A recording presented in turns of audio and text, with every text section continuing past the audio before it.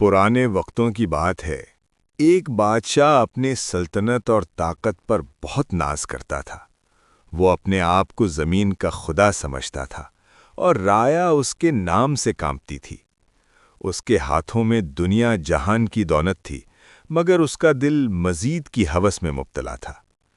एक दिन उसने अपने मुशीरों को बुलाया और कहा कि मुझे मौत का खौफ लाहिक है। उसने हुक्म दिया कि एक ऐसा किला तामीर किया जाए जहां हवा भी मेरी इजाज़त के बगैर ना आए। हजारों मजदूरों ने दिन रात एक कर दिया। लोहा पिघलाया गया और पत्थर तराशे गए। आखिरकार पहाड़ की चोटी पर एक ऐसा किला तैयार हुआ जो बज़ाहिर नाकाबिले तस्खीर था। बादशाह उस किले के सामने खड़ा हुआ और उसने आसमान की तरफ देखकर तकब्बुर से कहकहा लगाया। किले के अंदर हजारों मुहाफिज तैनात थे, जो चींटी को भी अंदर आने नहीं देते थे। बादशाह इत्मीनान से अपने शाही हॉल में चल रहा था, ये सोचकर कि अब मौत उसे छू नहीं सकती।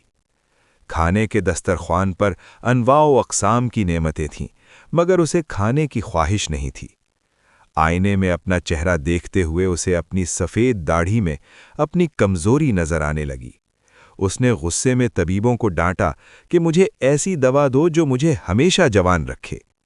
रात का वक्त था और किला मुकम्मल खामोशी और अंधेरे में डूबा हुआ था।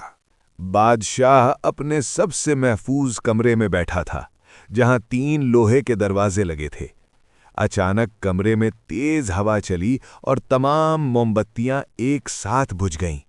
बादशाह खौफ से इधर-उधर देखने लगा, हालांकि खिड़कियां बंद थीं।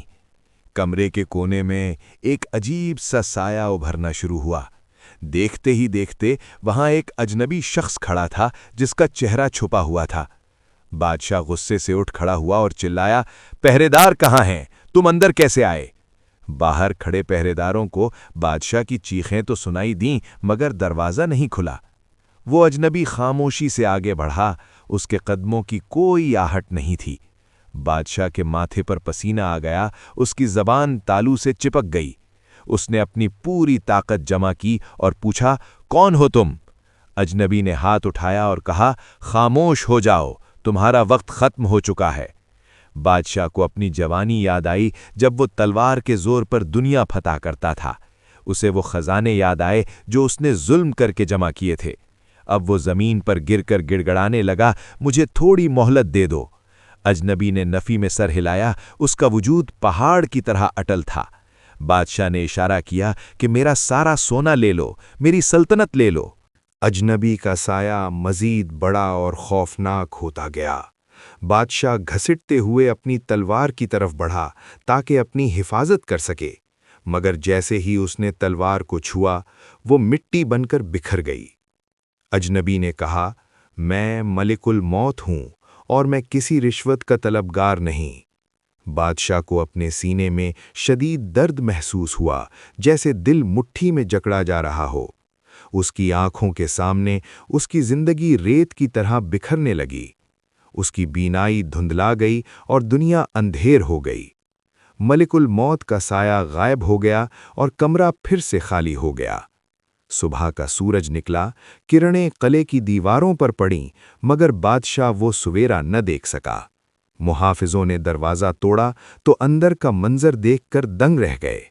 वहां जमीन पर वही बादशाह पड़ा था जो कल तक खुदाई का दावा करता था।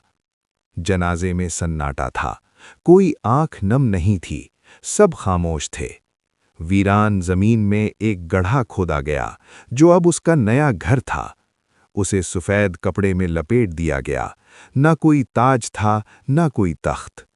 मिट्टी उसके ऊपर डाल दी गई और अंधेरा छा गया। आज वो शाही तख्त धूल से अटा पड़ा है और मकड़ियां वहां जाले बन रही हैं। वो मजबूत किला अब खंडर बन चुका है, जहां उल्लू बोलते हैं। रास्ते से गुजरने वाले इबरत की निगाह से इन टूटी दीवारों को देखते हैं। याद रखो, मौत हर मजबूत किले की दीवार फलांग कर आ जाती है और इंसान के पास सिर्फ उसके आमाल ही बाकी रह जाते हैं।